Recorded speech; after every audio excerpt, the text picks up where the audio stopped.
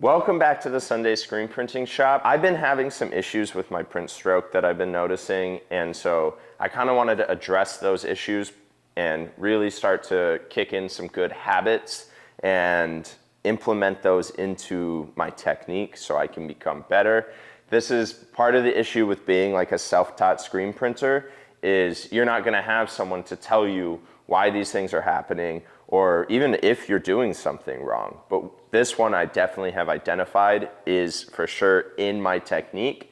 So let's get into it. The issue that I found in my print stroke is something that they call stencil drag. And I'm just using this screen as an example.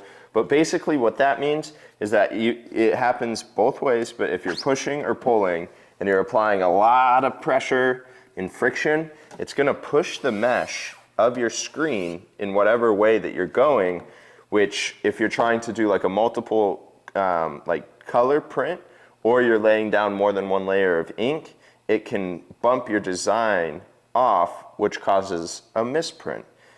And I think that for me, it came from not knowing how to properly set off contact. And so if the screen was a little too high, I would feel like I had to compensate by pushing down as hard as I can and just manhandling that print. This is something that I want to work hard and like fast kind of on to implement into my technique, especially now that I'm a lot better at setting proper off contact, because it just shouldn't be happening at this point in like my career. It is an issue that I want to try to avoid as much as possible, but it's going to require a little bit of retraining because I'm just now starting to get good at setting that off contact, and so I can stop just manhandling it, and I think it's gonna help just produce more consistent prints.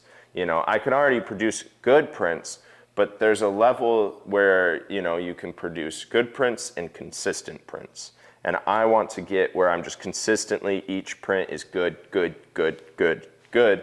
So that's my goal with like slowing down and finding these issues with my technique and making that change. And I think the issue also comes from our press stand. So we didn't want to buy like the press cart that they sell for the Riley Hopkins 250 because it was just too expensive. We could build our own, right? But I think we built it a little bit too high, which just makes for kind of like a weird print angle, which kind of makes me almost feel like I have to push harder. You know, we built the stand off the specs of what the press cart is supposed to be, but when I went to the Ryan open house and got to print on like a actual setup, it felt lower than what I'm at. And I feel like when I watch other like screen printing videos, the thing isn't almost all the way up their chest. You know, their press is a little bit lower. So I think that's going to be a big change that I want to implement, but that is going to take some time. So for now, we just can make that slight change in our technique where we're not applying as much pressure and reducing the friction that we're applying to the screen, and I think we'll get rid of that stencil drag problem. I'm gonna throw a test print onto this platen real quick, just so we can kind of get a good practice at our push stroke to try to reduce that stencil drag. I'm just kind of putting moderate pressure, trying to keep a good angle on it, and I wanna fully clear that screen of any ink that might be into it. It looks like it's clearing pretty good. I think I just need to apply pressure a little bit more in the middle of the squeegee. And that's what's kind of hard about using these really long squeegees, is I found that I have the tendency to just want to grip them on the edges, but you almost want to bring your hands in just a little bit.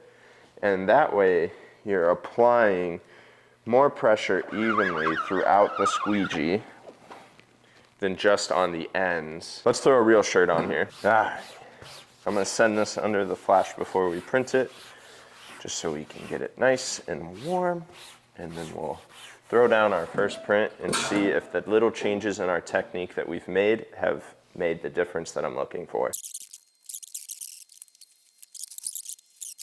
Let's cure it with the flash. Okay, so curing with a flash is a little bit like creating Frankenstein. It's kind of some mad science. We're gonna grab our temp gun here, and we have our shirt. And I used to, when I started curing with a flash, I would just flash the shirt on top of the platen, which without like taking it off And I learned that when you're curing with a flash, you don't get any air under the shirt. So it takes longer and you risk burning the shirt because you have your flash over the shirt for more time.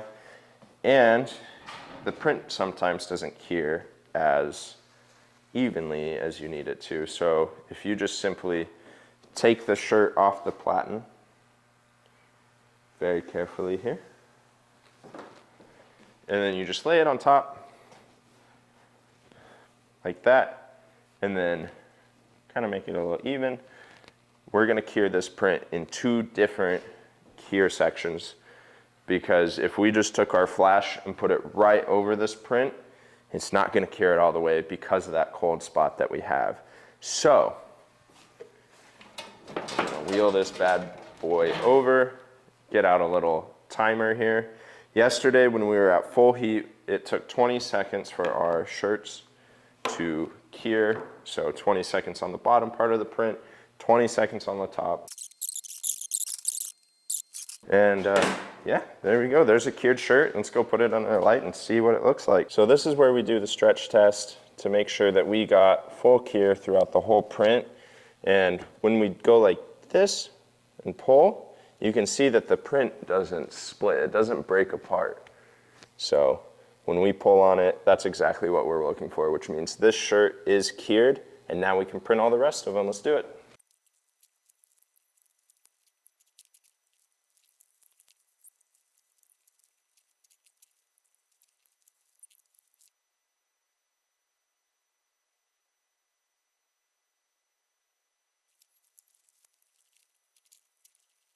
All right, we got all of the back prints done. Now we just have to line up the left chest, get those printed, and then we're done with all these remakes that we have. So let's keep working.